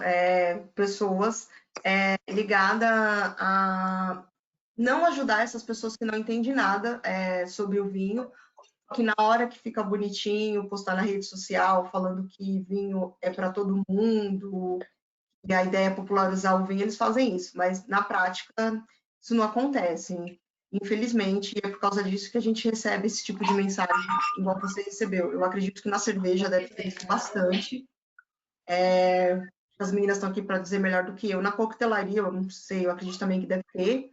Mas a pessoa, infelizmente, ela vai ter que fazer um trabalho de pesquisar, né? De ver as pessoas que frequentam aquela confraria para elas terem uma informação melhor. Mas a Confraria das Pretas, eu montei com esse intuito, de popularizar mesmo, de não deixar as pessoas não se sentirem intimidadas para entrar. Arrasou, Sil. Sara? Bom, eu participei de poucas, né, confrarias de cerveja, né, não integrando, mas migrando para aquela confraria que oferecia um determinado tema, sempre foram pagas. É muito teórico, né, as questões que eu tive acesso, extremamente teórico, não participei de nenhuma que fosse uma linguagem mais acessível. Eu participei, por exemplo, da Silvana, que era de vinhos, que é uma linguagem muito acessível. Eu me senti muito acolhida, né? Realmente acolhida. Na cerveja, ainda não tive essa experiência, não tenho nem repertório para falar de ter um acolhimento, né? Porque as pessoas com as quais eu estava ali eram sempre profissionais da área, mas que queriam sempre mostrar que sabia mais, que sabia mais, que sabia mais, que sabia mais. Eu sei, tem que ser assim, assim, assim, assim. Então, não era democratizado, né? O acesso acaba ficando um repertório muito academicista, assim, muito chato. Enfim. Madu? Obrigada, Sara. Eu também não tive experiência com confraria. Na verdade, na época que eu comecei a produzir cerveja, eu cheguei a olhar, não me senti contemplada por nenhuma. E aí o que eu fiz foi procurar, assim, parceiros, assim, sabe? Ia nos eventos, conhecia uma pessoa, achava bacana, eu produzo. Posso na sua casa produzir junto? Quando eu estava começando, porque para quem está começando é muito difícil, sabe? Às vezes você não tem o equipamento, às vezes falta conhecimento prático mesmo, então é bacana você ter uma pessoa que te ajude. Então eu ia formando o meu grupinho, né? Acabei conseguindo isso, mas circulando, assim, não foi através de confrarias, foi muito de ir a evento, eu conhecer uma pessoa, depois eu conhecia outra, mas a confraria acabou não funcionando, de fato. O que eu indico é isso, assim, busque formar suas redes. Sara, Silvana aqui, Bárbara, Tata, tem uma galera aqui que provavelmente conhece pessoas legais que pode acabar te indicando uma pessoa, fique de olho no que essas pessoas estão fazendo ou falando e de repente você encontre alguém próximo que seja legal que você consiga produzir junto. Enfim, é isso. Obrigada, Madu. Babi? Eu acho que a dificuldade nas confrarias começa porque a gente chama de bottle share, né? A gente já dá um nome em inglês. Existe esse esquema de bottle share que cada um leva uma garrafa de uma cerveja rara, uma cerveja mais cara, e é um esquema super legal para você tomar cervejas que são mais caras e que você não vai pagar 200 pau numa garrafa para tomar sozinha. Então, cada um leva uma cerveja diferente, e todo mundo toma um pouquinho e prova e conversa. Na Catimba, a gente faz uns encontros que a gente chama de rachão, que a gente trocou o nome de bottle share por rachão. Então, fulano foi viajar, trouxe uma cerveja. Ai, meu amigo produziu isso aqui. Pô, vamos tomar junto, sabe? Vamos ver como é que é aí. Mas eu acho que, no geral, esses lugares, esses espaços onde são promovidas essas confrarias, eles já são mais inacessíveis. Eu trabalhei, meu primeiro relacionamento profissional com cerveja artesanal foi num bar de cervejas artesanais. Eu trabalhava como garçonete, sommelier. Eles gostavam de falar que todas as pessoas que trabalhavam no bar eram sommeliers. Então, todo mundo que estava ali entendia muito de cerveja, a gente podia falar sobre tudo, tinham muitas cervejas. E lá, acho que toda segunda-feira aconteciam esses encontros onde as pessoas levavam suas garrafas ou compravam uma ali mesmo e dividiam. Eu vi muitos grupos onde nenhuma pessoa era nova, então não existia essa preocupação em explicar e estar ali, era uma coisa muito mais elitizada, no sentido de ter cervejas caras e de ter essa questão mais acadêmica da coisa, de falar de uma maneira muito mais complexa, de ser muito mais inacessível para quem não está acostumado, mas de vez em quando apareciam grupos legais e que juntavam pessoas. Às vezes eu via que estava rolando a confraria e a mesa do lado estava meio de olho e vem aqui, toma com a gente, experimenta. Na Celorina a gente tinha essa preocupação de puta, a gente vai se encontrar essa semana porque a gente precisa medir a cerveja que a gente fez no final de semana. Então, cada uma vai levar uma cerveja diferente, a gente vai provar, porque a cerveja que a gente vai fazer semana que vem vai ser uma sour. Então, vamos levar várias sours e vamos tomar juntas para ver o que está acontecendo, o que a gente acha, o que a gente percebe aí. E aí se torna um espaço seguro. Eu acho que a Madu falou de procura alguém legal para beber com você, sabe? A gente recebia muita mensagem na Celorina de mulheres falando: poxa, eu sempre quis fazer cerveja, mas nunca tinha um lugar legal. Será que eu posso ir ver? A gente, puta, lógico, vem. A gente fazia cervejas na garagem da Lúcia, e ela mora numa casa com uma garagem que fica no térreo, assim, então a gente ficava com a porta da garagem aberta, fazendo um churrasco e fazendo cerveja ao mesmo tempo. E aí, vira e mexe, apareciam pessoas diferentes que não conheciam a gente, viram no Instagram, ou algum amigo indicou, alguma coisa assim. E quando eu vi, tava todo mundo lá, bebendo junto e dividindo. Então, acho que vai muito disso de você procurar com quem você quer dividir, né? Na trilha, a gente fazia uma vez por mês, esse bottle share de cada um leva uma garrafa legal, ou a gente bebia coisas que tinham na trilha mesmo, mas tem dias que eram coisas super analisando sensorialmente a cerveja e tal, e tinham dias que era só para descontrair, tomar as coisas boas com boas companhias, assim.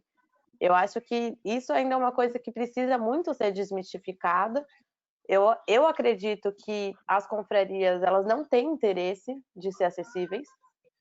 Todas as confrarias que eu conheço, eu acho que não se preocupam com isso. E eu acho que é por isso que esses coletivos são importantes, porque eles trazem um acesso mais democrático para a cerveja. Você consegue aprender, você consegue se sentir mais à vontade, você está ali sem estar sendo julgada pelo que você está fazendo, pela sua experiência, por hora copo que você tem. Então, eu acho que é meio por aí de procurar lugares que você se sinta confortável. Puta, eu vi aquela Amanda no Instagram que ela tá sempre bebendo uma cerveja boa. Vou mandar uma mensagem para ela para ver se ela não quer tomar uma cerveja comigo. Vou perguntar para ela o que ela me indica, o que eu posso tomar. E aí eu acho que é criar essas redes para você ter um acesso mais confortável e mais seguro para provar a cerveja. É isso. Obrigada, Babi. Tatá, você quer dizer alguma coisa? Olha, a gente não trabalha muito com confraria. Vou te falar que eu tenho experiências terríveis com sommelier e confrarias de vinho. Eu sempre achei a cerveja, para mim, sempre foi um ambiente muito mais acolhedor. Eu tenho trauma um pouco de pessoas que trabalham com vinho. Eu nunca nem tive interesse, mesmo dentro da coquetelaria. Mas dentro da coquetelaria a gente tem bastante apresentação de produto, né? Eu não sei se caberia dentro da mesma qualificação de vocês, mas as marcas, né, vão lançar uma garrafa ou vão renovar alguma coisa e eles fazem uns masterclass e tudo mais, mas também é uma coisa só para as mesmas pessoas sempre, é a mesma lista, é sempre o mesmo conteúdo, são sempre as mesmas pessoas falando, então acaba meio que não servindo para muita coisa. Eu acho que é isso, de coisas coletivas assim que tem dentro da coquetelaria, não é muito coletivo, não. Obrigada, Tatá. Eu vou só ler uns 3 comentários. Primeiro da Rose, mais um webinar que fico orgulhosa de ver tanta mulher fantástica juntas. Parabéns, meninas. A Juliana Baraúna, maravilhosa. Parabéns pela mesa, fã do trabalho de todas. A Dilneia disse, Sara é foda, eu sempre bebi cerveja com doce e sopa. E aí um outro comentário da Francisca. De fato, a pandemia tem acho que muitas coisas ruins. Aliás, tudo nela é muito ruim. No entanto, nos deu a possibilidade, como telespectador aqui, de ouvir, ver, refletir sobre essas falas muito bem colocadas e deu vontade de sentar em algum bar com vocês. Parabéns e obrigada. Saudades, Bar. Ai, que linda! Vamos esperar essa pandemia acabar e vamos nos encontrar. Então, pelo menos eu estou convidando, gente. Quero encontrar vocês. Manda no direct lá, que eu vou anotar no caderninho. Vamos nos reunir. Eu já fiquei animadíssima por saber que a Silvana é de São Paulo também, que a gente já tem mais uma companhia. Com certeza. Gente, eu queria agradecê-las demais por terem aceito o convite, por terem disponibilizado o tempo de vocês, que eu sei que é curto, para participarem desse webinar. Muito, muito, muito obrigada. Vocês são todas maravilhosas. Algumas eu conheço um pouco mais, outras eu conheço menos, mas fica toda a minha gratidão por vocês terem aceito. Vocês são incríveis, me inspiram e eu amo muito vocês de todo o meu coração. Obrigada, Science, e obrigada a todos e a todas e a todos que participaram, Obrigada. que estiveram com a gente. Foi maravilhoso, muito bom dividir esse espaço com vocês. Semana que vem a gente tem um outro webinar, o último da série, que é sobre rótulos e representatividade. Então, ele vai ser um webinar potente, como todos, para fechar com chave de ouro. Gente, obrigada, Sil. Obrigada, Sara. Obrigada, Madu. Obrigada, Babi. Obrigada, Tatá. Obrigada, Carol. De verdade. Obrigada, São Carol. mulheres maravilhosas. Obrigada, meninas. O mundo é Obrigada, pouco meninas. para vocês. Obrigada de todo o meu coração, viu? Um beijo. Até Espero que a mais, gente possa até se a encontrar próxima. em breve. Em breve. Com certeza. Bem Se Deus vacina. deixarem. Amém. Até Tchau, tchau, mais. meninas. Beijo. Tchau, tchau. Boa noite, gente. Amém. Obrigada, gente. Boa noite. Beijo, gente. Tchau, tchau.